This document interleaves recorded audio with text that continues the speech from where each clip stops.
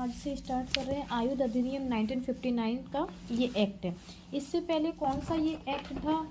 1878 का था। ठीक है, यानी कि जो 1870 पहले जो एक्ट था वो इसके पहले था। क्लियर? बाद में जी कई सारे अमेंडमेंट हुए इसके। क्लियर आ रही है आवाज हेमंत? हाँ ठीक है, सुन लो। तो इसमें जब जो अभी जो एक्ट है वो 1959 का एक्ट है। इससे पहले जो एक्ट था वो 1870 एक्ट था। उसका नाम था इंडियन आर्म्स एक्ट। ठीक, और इसमें कई सारे अमेंडमेंट हुए, कई सारे संशोधन हुए। क्यों? क्योंकि पहले जब ये इंडियन आर्म्स एक्ट था तब ये अंग्रेजों ने इसको बनाया हुआ था। अंग्रेजों को जो आपत्ति हुई, कई सारे संशोधन हुए, उनको अंग्रेजों को क्यों? क्योंकि जब जो इंडियन आर्म्स एक्ट था उस टाइम पर अंग्रेजों ने ये बोला था कि जब ये जो वेपन वाले जो हथियार वगैरह होंगे वो सिर्फ अंग्रेज और जो इंग्लैंडी जो लोग रहते हैं उन्हीं लोगों के होंगे, भारत के लिए नहीं होंगे।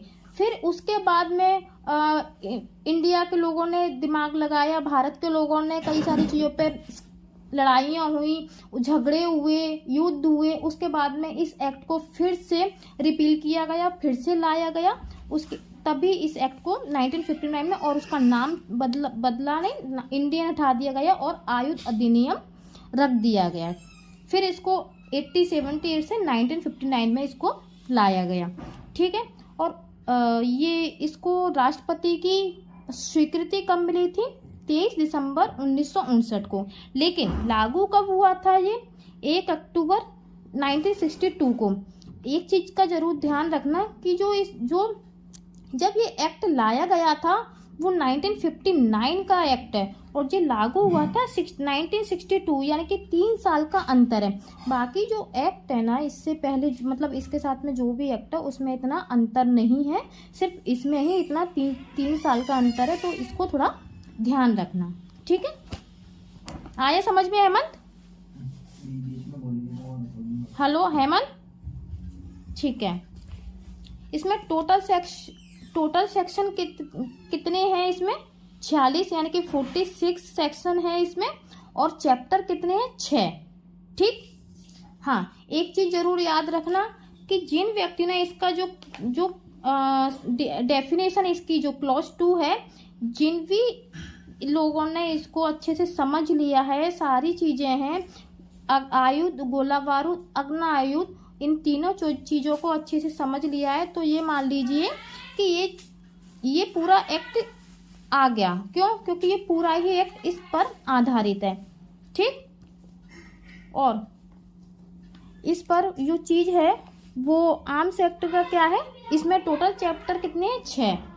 Total chapter 6। उसके बाद में चैप्टर 1 किसके बारे में बात करता है? प्रिलिमिनरी, यानी कि प्रारंभिक। इसमें कितने सेक्शन है? 1 और 2।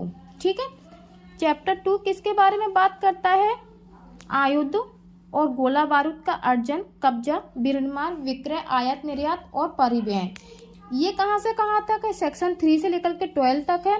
चैप्टर 3 किसके बारे में बात करता है? प्रोविजन और रिलेटिंग एंड लाइसेंस के बारे में बात करता है, यानी कि अनुज्ञप्ति के बारे में बात करता है।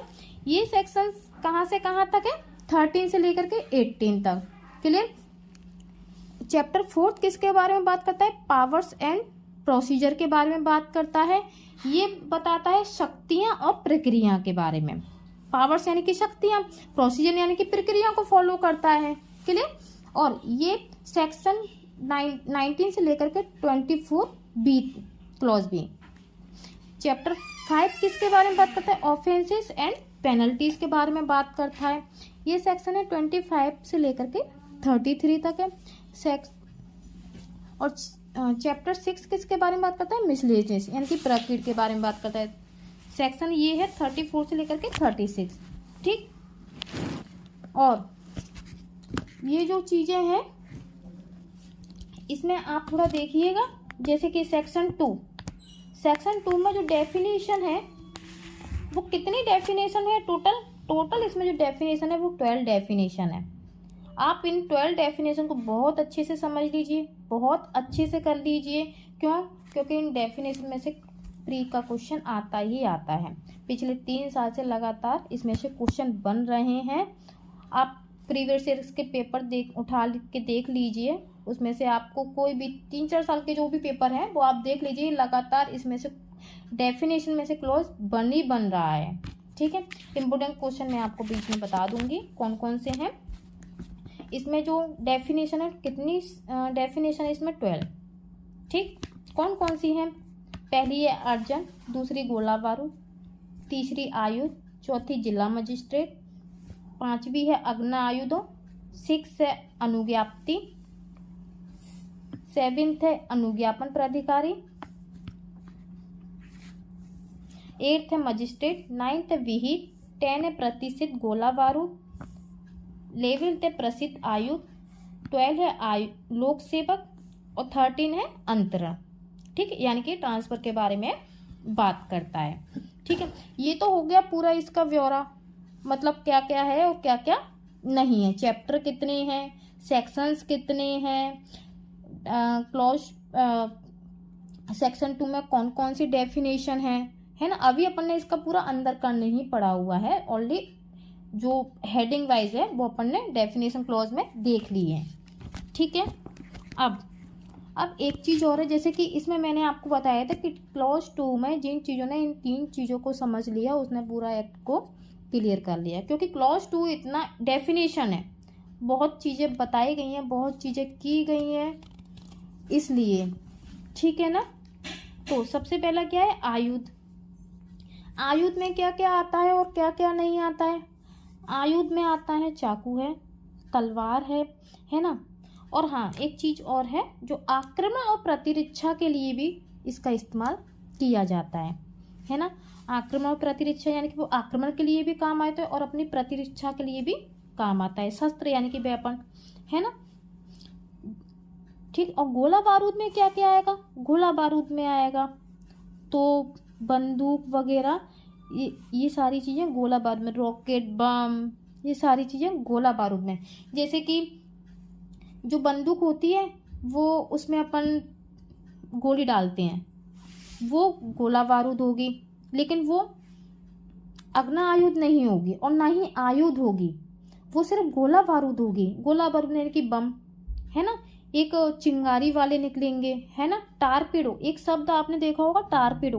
टारपीडो में क्या होता है? मिसाइल है, जो पानी में जो समुद्री वाले जो चीज़ें रहती हैं वो टारपीडो कहलाती हैं। टारपीडो में आपने देखा होगा जो अभी बहुत सारी चीज़ें आई हुई थी, यानी कि युद्ध वगैरह चलते हैं तो आपने देखा है उसमें समुद्र वाले जो वेपन रहते हैं उनको यूज़ में लिया जाता है ना। और जो ग्रेनेड यानी कि गोला, जो आपने देखा है जो घास वगैरह वो रहती है, तो उसमें अपन जब युद्ध वगैरह रहते हैं तो कई चीज़ें आपने देखी होंगी, तो घास वगैरह वाले जो चीज़ रहती है और उसमें नीचे रख देते हैं, ऊपर से घास रख देते हैं, अगर उस पर पैर रखते हैं तो उसके बाद में वो फट जाता है, उसे बोलते हैं ग्रेनेड, गोला, है ना। बम को आपने देखा होगा, 2-3 तरीके के बम रहते हैं। एक तो वो बम रहते हैं जो डायरेक्टली उसको, एक रस्सी वाला रहता है ना, रस्सी को खींचो और उसको फेंको, तो वो भी रहता है। हाँ, लेकिन इसमें रस्सी जो रहती है वो गोला बारूद पे आएगी? नहीं आएगी। ठीक, चीज़ें आप थोड़ा थोड़ा क्लियर करते जाइए, ठीक है। और हाँ, अग्न आयुध में क्या आएगा? गन आएगी, बंदूक भी आएगी, ये सारी चीज़ें अग्न आयुध में आएंगी। जैसे कि फौजी वाले नौसेना वाले आपने जो लोग देखे हैं वो इन चीज़ों का बहुत इस्तेमाल करते हैं। जब युद्ध होता है, जैसे कि अभी ऑपरेशन सिंदूर हुआ था, तो उस टाइम पर लड़ाइयाँ हुई थी, तो जो मिसाइलें जो चली हुई थी वो गोला बारूद थी, तो उसको अग्न आयुध नहीं बोलेंगे। अग्न आयुध क्या है ना, वो तोप होती है, बंदूक, बम, हथगोला, गन, ये सारी अग्न आयुध रहती हैं। लेकिन हाँ, इसके अंदर जो चीज़ें रहती हैं वो कौन सी रहती हैं? गोला बारूद। क्यों? गोला बारूद कौन सी